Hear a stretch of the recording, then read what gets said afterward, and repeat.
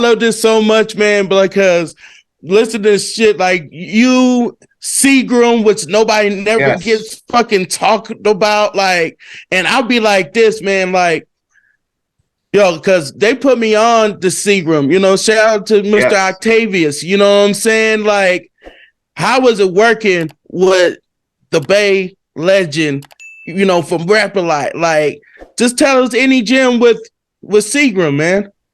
Great question. I did a song with Seagram. I think I did a song with Seagram. Yeah. Like a long time ago, man. Sieg used to just be the cool homie, he was, it's certain streets in Oakland you couldn't just fucking go down, dude, if you didn't know nobody. But the realest motherfucking gangster ass niggas, they'll try to be cool with you when you walk down the street. It was just the bitch ass niggas that was tripping. You know what I'm saying? Right. The real motherfuckers gonna be cool with you because they don't want no heat no attention drawn to their block. They are trying to get money. Right. So, and that was Sieg. That was Sieg. He's a real one. You know what I'm saying? He wasn't just sitting out there tripping on every nigga that walked past because he was trying to get his money. He was too busy, he'll laugh it off and count his money. You know what I'm saying? Whatever the fuck it is. Right. He get shit, you know what I'm saying? If he had to, of course. But he wasn't, nobody never was looking for no bullshit. You know what I'm saying? He was basically trying to get paid and get money all the time. And so when I walk around, come through 6ix9ine Village, Sieg didn't do nothing but look at me and smile and say, "What's up?" And we started chopping it up. And I told him I rap, and he said, I rap too. And next thing you know, we doing music. You know what I'm saying? We doing songs and shit. It was just unfortunate that shit happened to him because when it happened to him, he was one of the closest niggas to me. You know what I'm saying? That was my nigga. Rest in peace. Shout out to Lil Sieg, man, and Octavius. Right, because I ain't gonna lie, man, that dude was ill.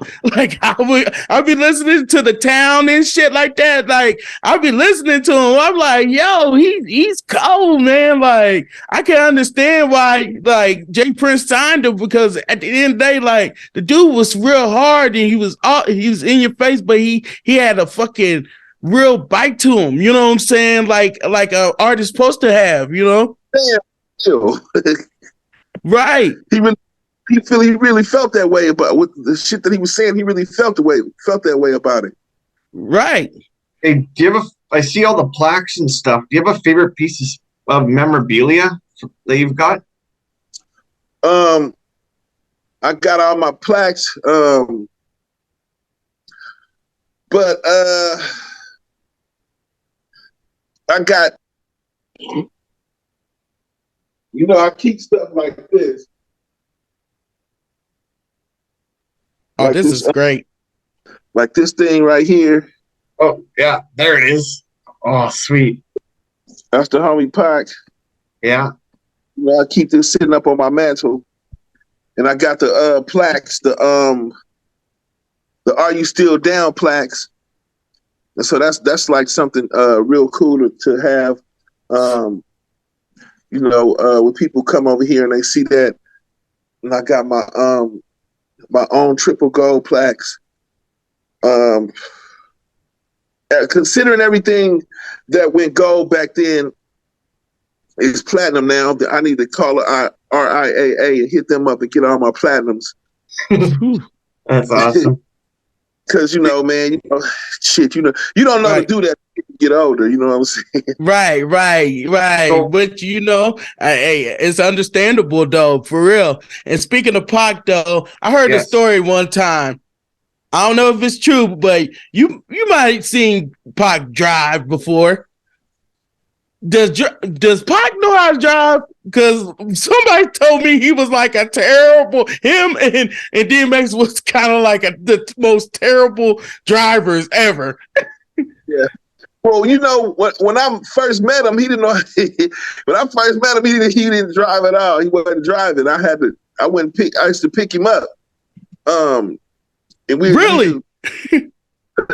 you know, I guess eventually he started driving around once he got to LA and all of that stuff. And he used to drive pretty crazy, but you know, I'm used to motherfuckers driving crazy, especially if I'm sitting in the passenger seat high as hell. You know, I'm just not even tripping. I'm just like, drive, man, drive, shit. Yeah.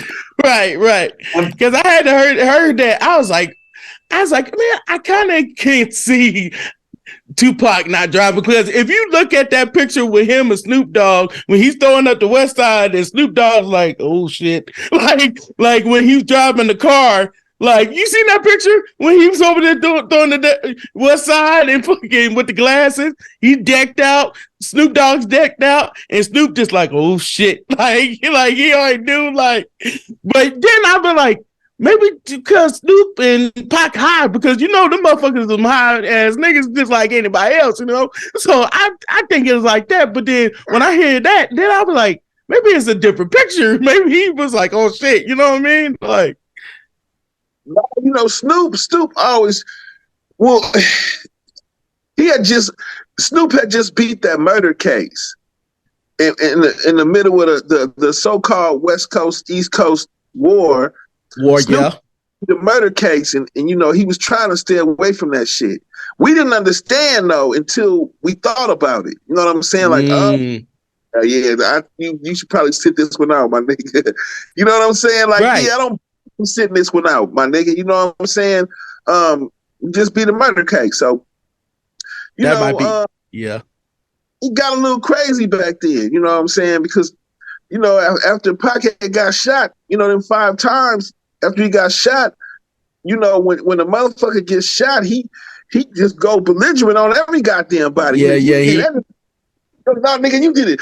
Fuck you. You know, you want to, you know, when you get shot, the only thing you want to do is see somebody else get shot. Yeah. You be mad. You be pissed off. You gotta, you know, they say what 60 to 70 or something percentage of your intelligence goes down the drain when you pissed off. You know, why they tell fighters when they step in the ring they shouldn't really be mad because they gotta think at the same time. You know what I'm saying? So I mean, True. You know, that's true. Motherfuckers be mad. You know, you're gonna blame every goddamn body and be ready to shoot any motherfucking body. Hey, well, I was trying to get to the question to ask if you ever seen Richie Rich's bike, but you were talking about the Tupac and Richie Rich's bike. Have you ever seen it? His motorcycle? Yeah, it's dope. Right? Yeah. That shit hard. Hard. So when we had him on the podcast, he just sat and did the whole interview on top of his bike. All right, shining it up. Yeah. And we was the first ones to get the exclusive too. Were you and Cocaine were in studio together? The same day that Pac got shot, you did a song with them, right? Yeah. We did a song called Fame. Yeah, I have that on my notes. Yes, the original Fame was me and Tupac and Cocaine.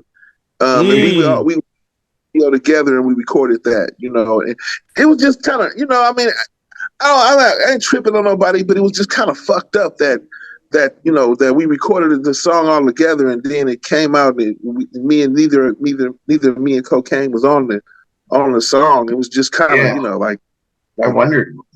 Wow, that's bullshit. It was bullshit. You know what I'm saying? But you know, hey, you know, motherfuckers gonna do what they do. The original is out there. We all know what it is.